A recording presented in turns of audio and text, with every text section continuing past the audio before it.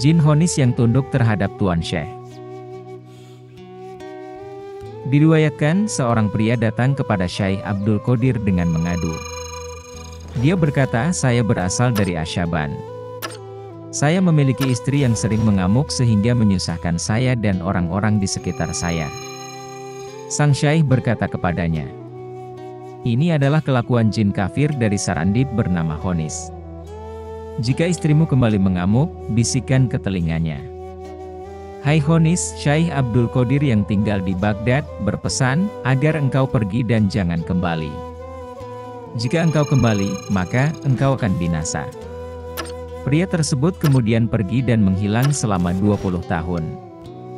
Ketika kembali bertemu dengannya, beliau bercerita bahwa beliau telah melakukan apa yang diperintahkan oleh Syekh Abdul Qadir dan sampai saat ini, si jin tersebut tidak pernah kembali. Syekh Abdul Qadir memakaikan jubah kesufian kepada Syekh Abu Umar dan Syekh Utsman. Syekh Abu Umar dan Utsman berkata, dalam mimpi aku melihat air sungai Isa berubah menjadi darah dan nanah, serta ikan-ikannya adalah binatang berbisa dan ular. Air darah tersebut terus meninggi, dan aku lari menghindar darinya. Sesampainya di rumahku, seseorang melemparkan kipas seraya berkata kepadaku, pegang yang kuat. Alat ini tidak akan kuat menanggung berat badanku, jawabku. Orang itu berkata, imanmu yang akan menanggung berat badanmu, sekarang pegang kedua sisinya. Ketika aku memegang kedua sisinya, aku mendapati diriku berada di atas ranjang bersama beliau. Demi Allah, siapakah Anda? Tanyaku. Beliau menjawab, aku adalah Nabimu Muhammad. Karismanya membuatku gemetar. Kemudian aku memohon kepadanya, ya Rasulullah, doakan saya agar meninggal dalam kitab dan sunnah. Ya, jawab Rasulullah. Kemudian beliau berkata, dan syaihmu adalah Syekh Abdul Qadir Jailani. 2 kali setelah itu aku ucapkan permintaan yang sama, dan 2 kali pula beliau menjawabku dengan jawaban yang sama. Setelah itu aku bangun dan menceritakan apa yang aku lihat kepada ayahku. Ayahku kemudian membawaku kepada Syekh Abdul Qadir. Sesampainya kami di Ribat, beliau sedang berceramah, dan karena banyaknya orang kami hanya dapat duduk barisan akhir, jauh dari beliau. Tiba-tiba beliau berhenti dan memanggil kami. Kami pun mendekat kepada beliau, membelah orang-orang hingga sampai ke kursinya. Beliau berkata, saudara, engkau tidak akan mendatangi kami tanpa alasan. Lalu beliau memasangkan baju dan kopiah yang beliau pakai kepadaku. Karena baju yang beliau pasangkan kepadaku kebesaran, ayahku ingin membetulkannya. Saat itu beliau berkata, bersabarlah sampai semua orang pergi. Setelah orang-orang bubar dan sang syekh turun dari kursinya, ayahku kembali ingin membetulkan bajuku, namun ia mendapati baju tersebut telah melekat pas dengan badanku. Ayahku pingsan seketika dan hal tersebut menarik perhatian orang-orang. Bawa dia kemari, perintah sang syekh. Kami pun menghadap Syekh Abdul Qadir sedang berada di kubah para wali, dinamakan demikian karena banyaknya para wali dan rijal al-gaib yang datang ke kubah tersebut.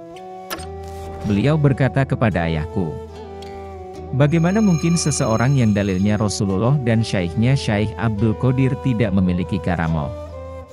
Sekarang karamah ini untukmu. Beliau lalu mengambil kertas dan menuliskan bahwa beliau telah memakaikan jubah sufi, baiat, kepada kami. Syekh Abdul Qadir menegur kusir unta. Abu Bakar Al-Kaini dalam kitabnya meriwayatkan bahwa Syekh Abu Bakar Al-Amri Ed-Dakak bercerita, mulanya aku adalah seorang kusir unta untuk rute Mekah. Suatu ketika, aku mengantarkan seseorang dari Jailan untuk menunaikan ibadah haji. Saat merasa ajalnya sudah dekat, dia berkata kepadaku, ambillah jubah ini. Di dalamnya terdapat 10 dinar. Ambil juga baju ini, dan serahkan kepada Syekh Abdul Qadir Al-Jailani. Mohon kepadanya untuk memohonkan rahmat untukku. Setelah itu dia meninggal dunia. Setibanya di Baghdad, muncul niat jahat dalam hatiku untuk menguasai semua yang diamanahkan kepadaku. Sebab, selain Allah, tidak ada yang mengetahui apa yang terjadi antara aku dan orang jailan tersebut. Selama beberapa setelah itu, aku hanya berjalan-jalan di kota Baghdad. Hingga suatu hari aku bertemu dengan Syekh Abdul Qadir. Aku segera mengucapkan salam dan menjabat tangannya. Beliau menggenggam tanganku dengan keras sambil berkata, hanya karena 10 dinar engkau khianati Allah dan amanah yang diberikan orang asing tersebut kepadamu dan merampokku. Seketika aku jatuh pingsan. Ketika sadar, sang syekh sudah berlalu dariku. Aku segera pulang dan mengambil emas serta baju tersebut kemudian pergi menemui sang syekh. Syekh Abdul Qadir adalah sultannya, dan Syekh Ahmad Ar-Rifai adalah anggotanya. Syekh Muhammad bin Al-Hidir meriwayatkan, bahwa dia mendengar ayahnya berkata, suatu hari, saat aku duduk di hadapan Syekh Abdul Qadir, terbetik dalam hatiku keinginan untuk sowan kepada Syekh Ahmad Rifai. Syekh Abdul Qadir tiba-tiba berkata kepadaku, Hidrir, lihatlah ini, seraya menunjuk ke samping, tiba-tiba ada Syekh Ahmad Ar-Rifai. Aku melihat, dan mendapati seorang syekh karismatik, telah berada di sisinya. Pada saat itu aku tidak tahu kalau itu adalah Syekh Ahmad Ar-Rifai. Aku bangkit mengucapkan salam kepadanya. Orang itu, Syekh Ahmad Ar-Rifai, berkata kepadaku, hai Hidrir, bagaimana mungkin ada orang yang melihat Syekh Abdul Qadir, sultannya para wali, memiliki keinginan melihat orang sepertiku, Syekh Ahmad Ar-Rifai, yang tak lain hanyalah anggotanya. Setelah mengucapkan pernyataan itu, Syekh Ahmad Ar-Rifai menghilang. Setelah Syekh Abdul Qadir wafat, aku pun pergi ke Ubaidah untuk sowan kepada Syekh Ahmad Rifai. Ketika tiba di hadapannya, aku mendapati beliau adalah syekh yang aku lihat di samping Syekh Abdul Qadir tempo hari lalu. Kemudian Syekh Ahmad Ar-Rifai berkata kepadaku, hai Hidrir, belum cukupkah perjumpaan kita yang pertama?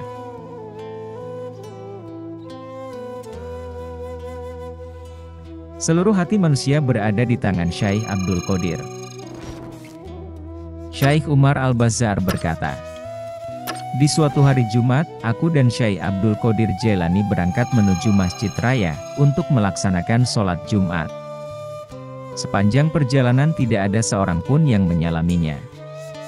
Dalam batin aku berkata, biasanya, kita pergi ke masjid dengan penuh perjuangan, karena desakan banyaknya orang kepada sang syekh. Selesai aku membatin, tiba-tiba, orang-orang berduyun-duyun mengucapkan salam kepada kami, dan mencium tangan sang syekh. Kemudian Tuan Syekh memandangku dengan tersenyum. Aku pun kembali berkata dalam hati, ini lebih baik daripada yang tadi. Dan selesai aku membatin, sang syekh berpaling ke arahku dan berkata, Umar, engkau yang meminta semua ini.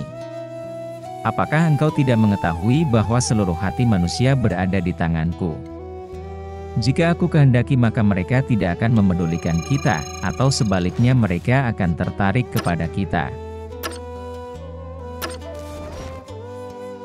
Rombongan Syiah Rafidhah menguji karomah Tuan Syekh. Syekh Abu Hasan Ali Al-Quraisy berkata, saat aku menghadiri salah satu majelis sang Syekh Abdul Qadir Jailani tahun 559 Hijriah. Datanglah rombongan golongan Syiah Rafidhah, membawa 2 buah keranjang tertutup, dan berkata kepada beliau, beritahu kami apa isi kedua keranjang ini.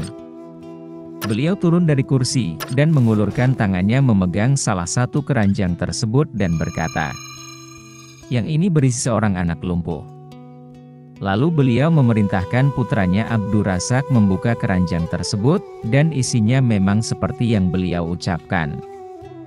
Beliau pegang kaki anak tersebut, kemudian berkata, bangkitlah dengan izin Allah. Seketika anak tersebut bangkit. Kemudian beliau memegang keranjang yang lain dan berkata, isinya adalah seorang anak yang sehat walafiat. Ketika keranjang tersebut dibuka, keluarlah seorang anak yang sehat. Sang syaikh memegang ubun-ubunnya dan berkata, "Duduklah." Seketika itu pula anak tersebut menjadi lumpuh. Rombongan Rafidah tersebut bertobat di hadapan beliau dan pada saat itu 3 orang meninggal dunia. Di lain waktu, sambung sang syaikh, beliau memintaku untuk melakukan sesuatu dan permintaan tersebut segera kupenuhi. Kemudian beliau bertanya kepadaku, "Apa yang engkau inginkan?" Aku mengajukan kepadanya tentang beberapa keinginanku yang berhubungan dengan hal-hal batin. "Ambil apa yang engkau inginkan," kata beliau kepadaku. "Dan seketika itu pula akan mendapatkan apa yang aku inginkan telah ada dalam dadaku." Orang non-muslim yang diangkat menjadi wali abdal. Syekh Abu Hasan yang masyhur dengan panggilan Ibnu Syadhantah al-Baghdadi bercerita, "Saat belajar kepada Syekh Abdul Qadir, aku banyak begadang untuk melayani sang syekh. Pada suatu malam di bulan Safar tahun 553 Hijriah, aku melihat beliau keluar dari ruangannya. Aku sodorkan kepadanya tempat air, namun beliau tidak memedulikan tawaranku dan terus bergerak menuju pintu, membukanya dan keluar. Aku mengikutinya dan berkata dalam hati, agaknya beliau tidak menyadari kehadiranku. Beliau pergi menuju gerbang kota Baghdad. Setibanya di sana pintu tersebut terbuka dengan sendirinya. Saat beliau dengan aku di belakangnya berlalu, pintu tersebut kembali tertutup dengan sendirinya. Tidak berapa lama kami berjalan, tiba-tiba aku menyadari bahwa aku telah tiba di tempat semacam ribat yang tidak aku ketahui. Di dalamnya terdapat 6 orang yang segera mengucapkan salam kepada beliau ketika beliau memasukinya. Aku segera pergi ke sudut bangunan tersebut. Terdengar dengungan dari sudut ruangan tersebut, namun kami tidak begitu memedulikannya, sampai akhirnya suatu dengungan tersebut berhenti. Kemudian seorang pria masuk dan menuju ke tempat suara tersebut, lalu keluar membawa seseorang di pundaknya. Setelah itu, seorang pria yang tidak mengenakan apa-apa di kepala dengan kumis yang lebat, masuk dan duduk di hadapan sang syaikh yang kemudian mengambil 2 kalimah syahadat darinya, dan memotong kumis serta rambutnya. Setelah itu beliau kenakan takyah, sejenis peci, di kepalanya dan memberikan nama Muhammad kepadanya, serta berkata kepada yang lain, "Aku telah diperintahkan untuk menjadikannya sebagai ganti dari yang meninggal." Keenam wali abdal itu serentak berkata, "Kami mendengar dan kami patuh." Beliau keluar dari ruangan tersebut, meninggalkan mereka. Dan tidak berapa kemudian kami telah tiba kembali di pintu Baghdad. Pintu tersebut kembali membuka dan menutup dengan sendirinya. Setelah Syekh dan aku melewatinya hingga sampai di madrasah beliau kembali. Keesokan harinya, aku memohon kepada sang Syekh untuk menjelaskan apa yang aku lihat malam tersebut. Beliau berkata, negeri yang kita datangi tersebut adalah Nahawan. 6 orang yang engkau lihat adalah para wali abdal, dan suara dengungan tersebut adalah yang ketujuh. Dia sedang sakit, dan aku hadir di sana untuk menyaksikan wafatnya. Orang yang aku ambil syahadatnya adalah orang Konstantinopel, dan aku diperintahkan untuk menjadikannya sebagai ganti dari si sakit. Sedangkan orang yang masuk dan keluar sambil menggendong seseorang di pundaknya adalah Abu Abbas Al-Khidir alaihi salam yang diperintahkan Allah untuk mengurusi jenazah si wali yang wafat. Kemudian sang syaikh mengambil sumpahku untuk tidak menceritakan peristiwa tersebut saat beliau masih hidup. Beliau berkata, "Berhati-hatilah untuk tidak membuka rahasia ini selama aku masih hidup." Berkah Sang Wali Agung, Tuan Syekh Abdul Qadir. Di hari Jumat 3 Ramadan 599 Hijriah, seorang pria datang menghadap Syekh Hayah bin Qis Al-Harani di Masjid Al-Hiran, memohon hirkah, jubah kesufian tanda bayat, kepada beliau. "Dalam dirimu telah terdapat tanda selain aku," kata beliau kepadanya. Orang itu berkata, "Benar, aku pernah bertemu Syekh Abdul Qadir namun tidak berbayat kepada beliau." Syekh Hayah berkata, selama beberapa waktu kita telah hidup di bawah bayangan kehidupan Syekh Abdul Qadir.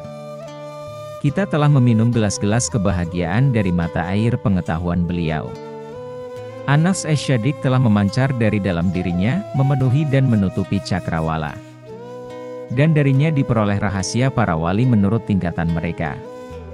Ketika datang perintah Allah kepadanya untuk menyatakan, kedua telapak kakiku ada di setiap punggung para wali, Allah berkenan untuk menambahkan cahaya di hati setiap wali, berkah ilmu dan ketinggian derajat mereka sebagai ganti, sebagai berkah ketundukan mereka kepada Syekh Abdul Qadir.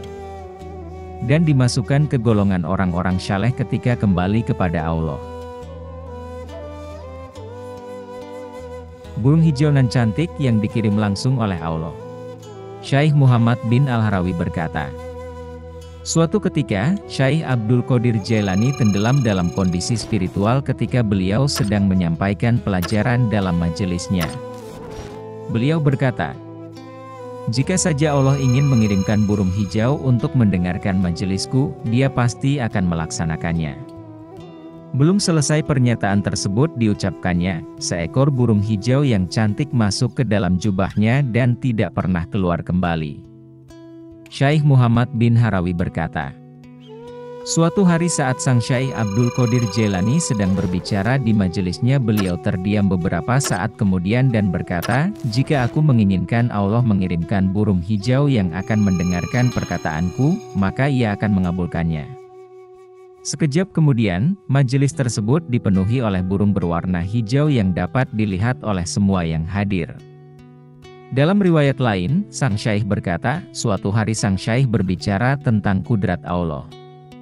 Perkataannya tersebut menyebabkan yang hadir takut dan khusyuk. Kemudian melintaslah seekor burung yang sangat indah dan membuat beberapa orang mengalihkan perhatiannya dari mendengar ceramah sang Syekh kepada burung tersebut. Syekh Abdul Qadir kemudian berkata, demi kemahagungan Allah yang disembah, jika aku mengatakan, matilah terpotong-potong kepada burung tersebut, maka hal tersebut akan terjadi. Tepat setelah beliau selesai mengucapkannya, burung tersebut jatuh ke bumi dalam keadaan tewas terpotong-potong.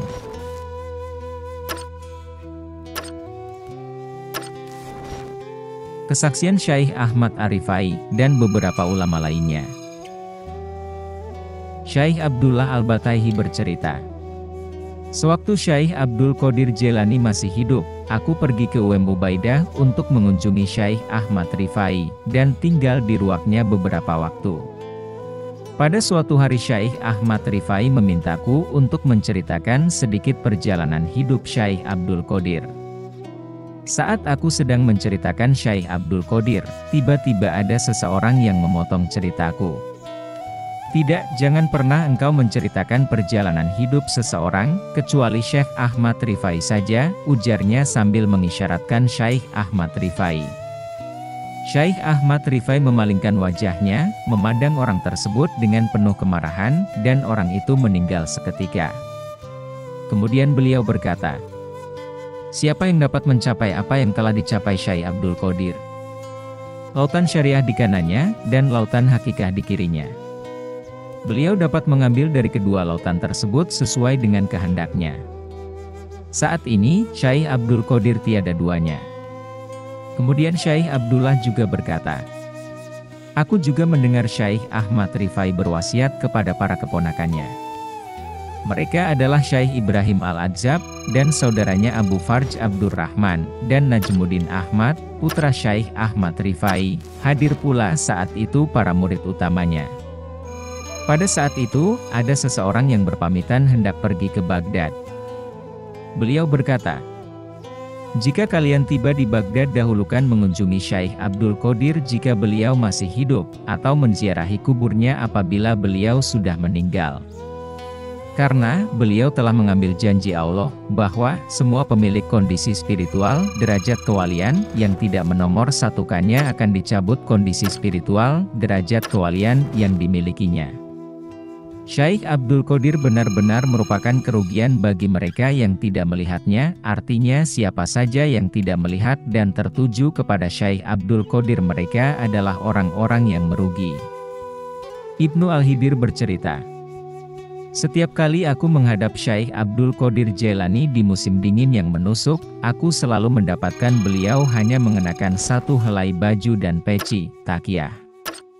Namun, keringat bercucuran dari badannya, dan selalu ada yang mengipasinya seperti sedang dalam musim panas yang luar biasa teriknya."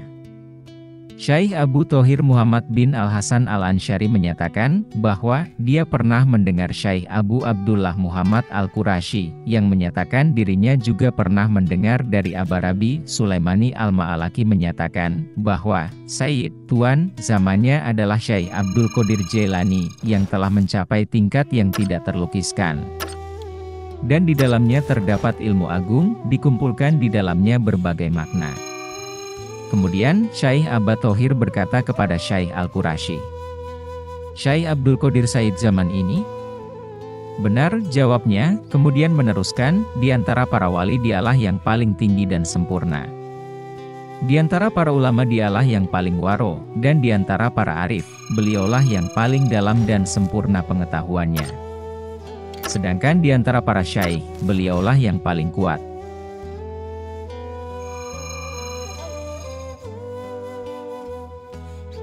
Seluruh para wali ada di bawah pimpinan Syekh Abdul Qadir Al-Jailani.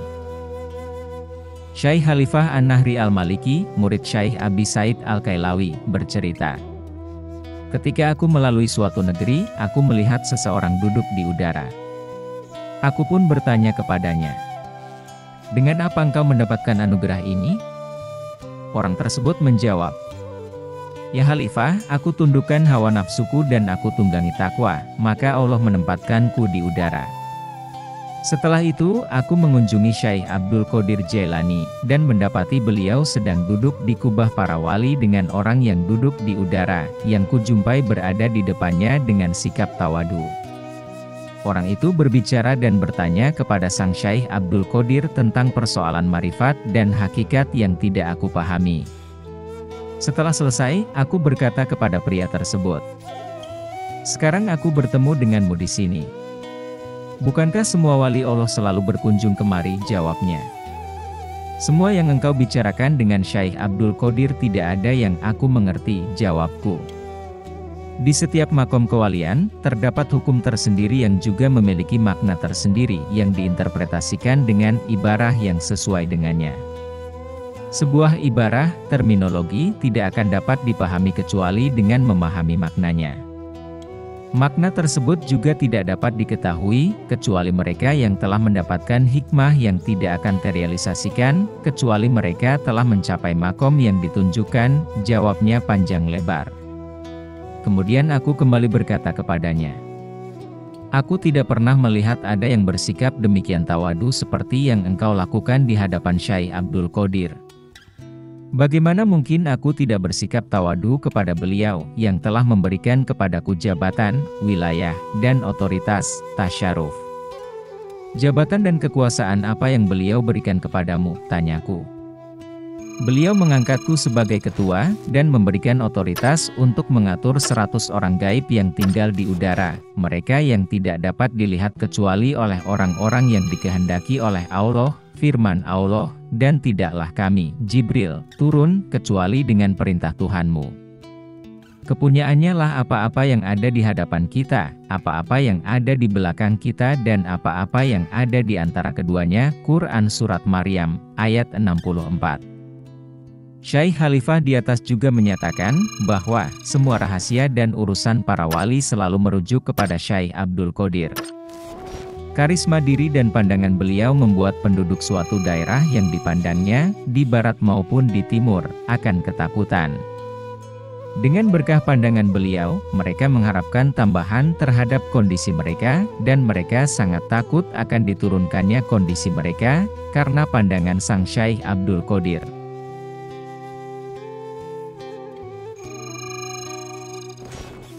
Kesombongan wali yang terbang di udara. Syekh Muhammad bin Abdullah Abi Ghanaim berkata, "Suatu hari, aku dan Syekh Abu Hasan Ali bin Al-Hiti memasuki rumah Syekh Abdul Qadir, dan mendapatkan seorang pemuda bersimpuh di teras rumahnya, dan memohon kepada Syekh Ali. Tuanku, mohon ampunkan aku kepada Syekh Abdul Qadir. Saat kami menghadap sang Syekh, beliau berkata, aku berikan dia kepadamu, isyarat pemberian maaf. Maka Syekh Ali bersamaku keluar dari rumah beliau dan memberitahukan hal tersebut kepada si pemuda. Si pemuda bangkit dan keluar melalui jendela kecil lalu terbang. Kami kembali masuk menghadap Syekh Abdul Qadir, dan bertanya kepada beliau tentang orang tersebut. Syekh Abdul Qadir berkata, dia adalah seorang wali pengelana yang terbang di udara. Dengan bangga dia berkata dalam hati, tidak ada seorang pun di Baghdad yang menyamai aku. Maka aku cabut anugerah yang dimilikinya, dan kalau bukan kesyaihanku, aku tidak akan kembalikan anugerah tersebut kepadanya. Dalam riwayat yang lain beliau bercerita, suatu hari di tahun 559 Hijriah, berkumpullah sekitar 300 orang dalam ribat sang Syekh di Ruwaq Al-Hilbah. Tiba-tiba beliau keluar dari dalam rumah dan memberikan isyarat agar kami mengikutinya masuk ke dalam rumah dengan berkata, cepat kalian kemari, cepat kalian kemari. Saat semua orang masuk ke rumah beliau, atap ribat tersebut ambruk. Beliau berkata, saat aku berada dalam rumah, sebuah suara berkata kepadaku, atapnya akan runtuh sekarang.